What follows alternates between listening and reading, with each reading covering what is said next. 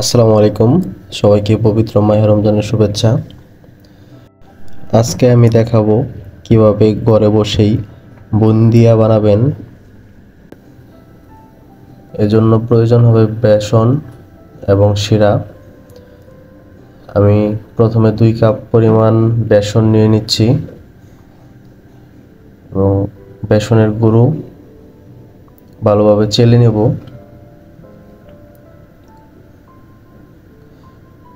এর মধ্যে পানি দিব, পানি দিয়ে ভালো করে মিক্স করে নেব। এরকমভাবে মিক্স করব আঙ্গুল দিয়ে ফোঁটা ফোঁটা পড়ে, এরকমভাবে পানি দিয়ে মিক্স করে নেব। এরপর একটি কড়াইয়ে তেল দিবেন, ছিদ্রযুক্ত যে চামচটা আছে এটার মধ্যে দিয়ে তেলের মধ্যে ছাড়বেন। এই চামচটাকে কি বলে আমি সঠিক নাম জানি না।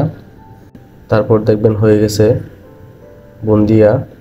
আমার বুন্দিয়ার সাইজগুলা চ্যাপ্টা হয়ে গেছে, যেহেতু প্রথমবার ট্রাই করলাম।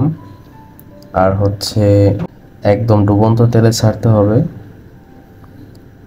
যেটা আমি বুঝতে পারি নাই। এরপরে বানাতে হবে শিরা।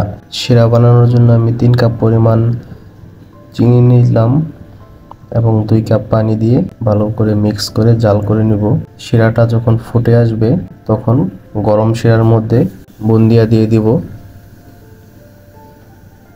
বুন্দিয়া দিয়ে 5 থেকে 10 মিনিট হালকা আঁচে জাল দিয়ে ঢেকে রেখে দিব। 2 থেকে 3 ঘন্টার মতো রেখে দিব। তারপর দেখবেন বুন্দিয়া শিরা টেনে নিয়েছে। এভাবে আপনারাও ঘরে বসে খুব সহজেই বুন্দিয়া তৈরি করে সারা রমজান জুড়ে খেতে পারেন। ধন্যবাদ।